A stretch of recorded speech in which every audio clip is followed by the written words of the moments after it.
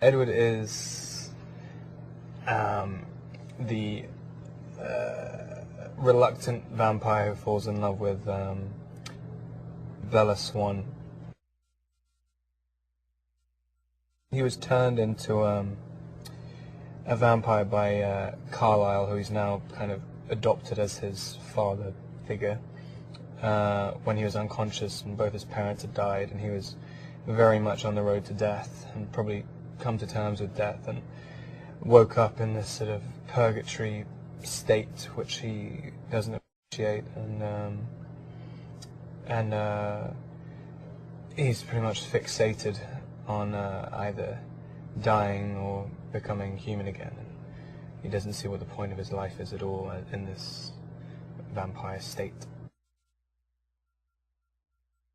He's just trying to find some kind of meaning. I mean, he just sees absolutely no point to his life at all.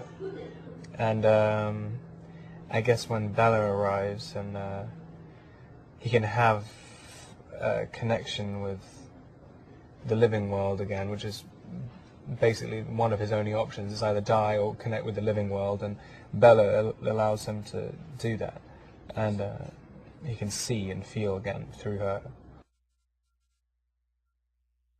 It's quite fun when you're harnessed. I mean, doing essentially things that you could do as a human. I mean, humans can climb trees, but because of all this sort of rigging and stuff, you can just be completely reckless with it. That's fun. Basically, the Cullens, well, dictated by Carlisle. Carlisle still thinks that even if you're turned to a vampire, you still essentially have a soul, which is against the general myth of what a vampire is supposed to do. And so you can still have some kind of enlightened existence, and you don't have to go around killing everyone. It's strange because for two characters who obviously don't know themselves that well, like Bella doesn't really know why she's falling for this guy and like, having this bizarre feeling, and Edward definitely doesn't know hardly anything about himself,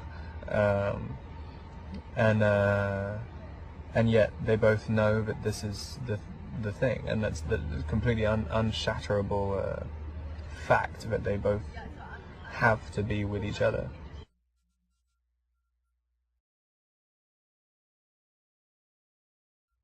Bella is a little damsel in distress in the movie Twilight, based on the book by Stephanie Meyer.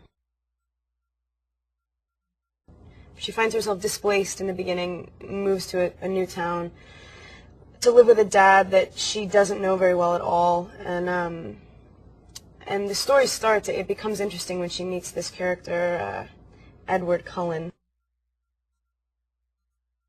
There's no question, it's like a physiological draw. I mean, there's like, there's something about their makeup that they can't not have one another. She's definitely self-sufficient.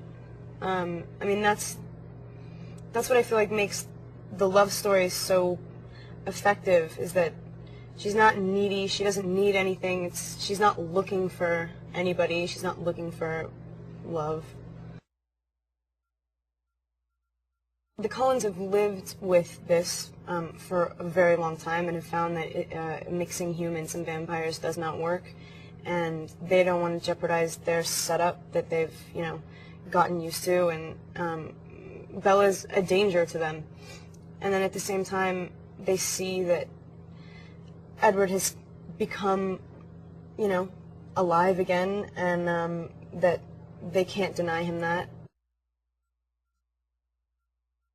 Edward is able to suppress his natural instincts and hold on to his human side, and I think James really envies that and thinks it's absurd and ridiculous to even try. The story is so certain. I mean, it's like, to know one thing before you die, that's ambitious, and to, like, I feel like the only love story that could have that quality is if it's actually put in like a fantasy world, and I feel like this does it well. It pulls it off, you believe it.